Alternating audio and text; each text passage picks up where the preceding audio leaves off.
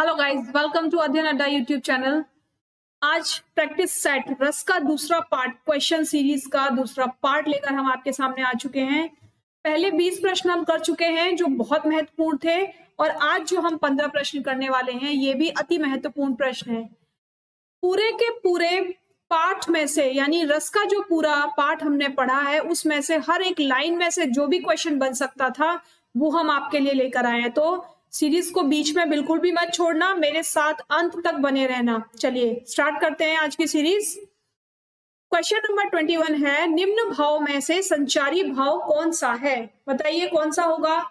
निंद्रा है, प्रलय है, कंप है या एकांत स्थल है? तो बताइए संचारी भाव कौन सा है? भाई संचारी भाव निंद्रा होगा, क्योंकि निंद्रा ही हमारे मन में आती जाती रहती है। यानी निंद्रा ही, ऐसा नहीं है कि निंद्रा एक बार हम सो गए तो हम उठ नहीं पाएंगे, है ना? तो क्या है निंद्रा? क्या है? संचारी भाव है।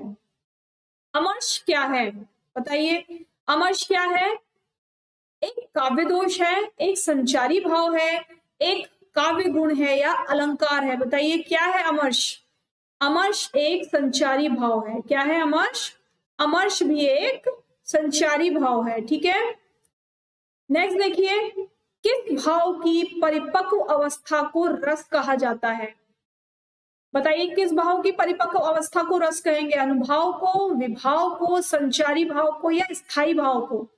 तो देखिए जो स्थायी भाव है ना, ये हमारे मन में स्थायी होता है। यानी अगर हमारे मन में स्थायी भाव है तभी जो दूसरे भाव हैं वो हमारे मन में आएंगे, अन्यथा नहीं आएंगे। तो जो स्थायी भाव है वो क्या होता है? वो प्रधान भाव होता है। तो आंसर भी हमारा क्या हो जाएगा? परिपक्व अवस्था किसकी होगी? स्थायी भाव की होगी। तो आंसर क्या हो जाएगा हमारा? डी ऑप्शन हमारा राइट हो जाएगा। क्वेश्चन क्या था?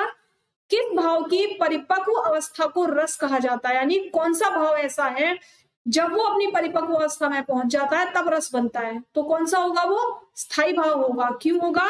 क्योंकि यही ऐसा भाव है जो हमारे मन में हमेशा बना रहता है। ठीक है, नेक्स्ट देखिए, उन्माद क्या है? अनुभाव है, संचारी भाव है, उद्दीपन विभाव है या आलंबन है? बताइए उन्माद क्या है?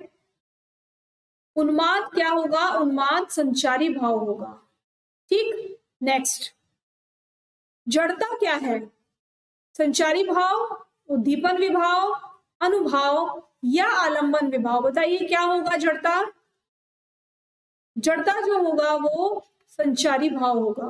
ठीक है, नेक्स्ट देखिए, उस काल मारे क्रोध के तन कांपने उसका लगा, मानो हवा के जोर से सोता हुआ सागर जगा।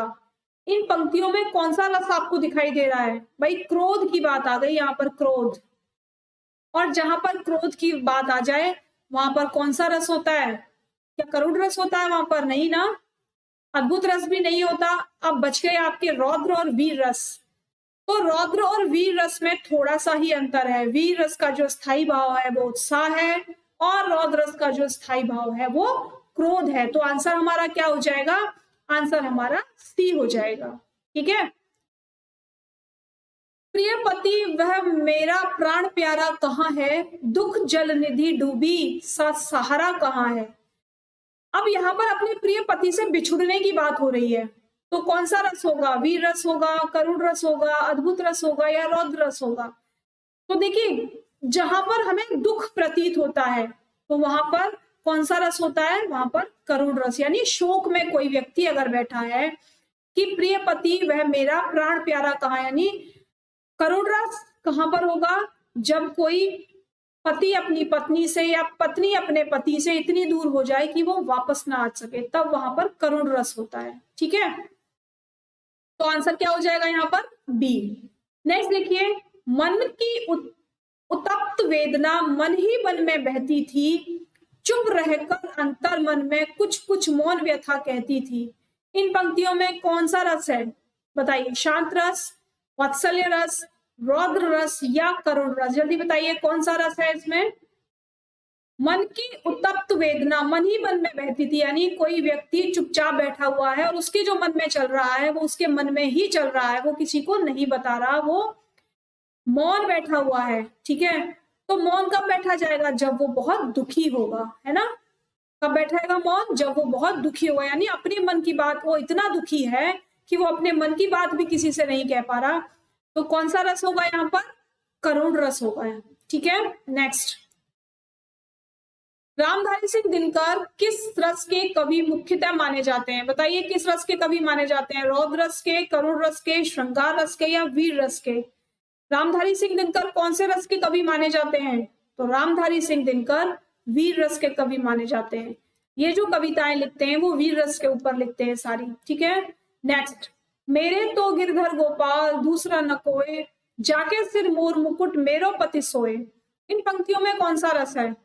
ये जो मीरा थी वो कृष्ण की याद में हर समय बैठी रहा करती थी, या राधा के लिए अगर बोले तो, लेकिन ये जो शब्द हैं ये किसके हैं? ये मीरा के, यानी मीरा ने कृष्ण जी को अपना पति मान लिया था, है ना।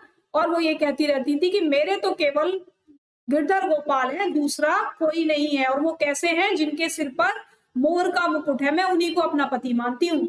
तो कौन सा रस हो गया? हास्य रस, करुण रस, श्रृंगार रस या शांत रस? बताइए कौन सा रस हो गया? बताइए कौन सा रस हो गया? यहाँ पर हो गया श्रृंगार रस, क्योंकि हास्य रस और करुण रस तो यहाँ है नहीं, शांत रस भी यहाँ नहीं है, तो केवल एक रस हमारे पास रहता है, श्रृंगार रस। ठीक है, नेक्स्ट देखिए, क्यों श्रृंगार रस है? क्योंकि वो उनकी साज संवर की बात कर रही है कि वो कैसे सजते हैं कि उनके सिर पर मोर मुकुट है, ऐसे हैं मेरे पति, मैंने उन्हीं को अपना पति माना है। ठीक है, नेक्स्ट, स्थायी भावों की कुल संख्या। बताइए स्थायी भावों की कुल संख्या कितनी होती है? जल्दी से बताइए कितने होते हैं स्थायी भाव? 9 होते हैं, 10 होते हैं, 11 होते हैं या 12 होते हैं? तो जो स्थायी भाव होते हैं वो कुल हमारे 12 होते हैं। ठीक है, और संचारी भाव 33 होते हैं। शांत रस का स्थायी भाव क्या है? जुगुत्सा, क्रोध, शोक या निर्वेद? तो जुगुत्सा किसका है भाई? जुगुत्सा किसका है?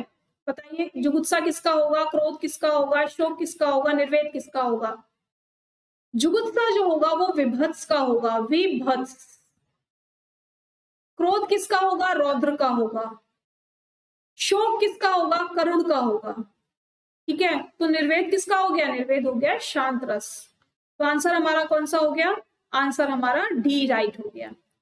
नेक्स्ट, श्रृंगार रस का स्थायी भाव क्या है? बताइए क्या होगा? उत्साह, शोक, हास्य या रति?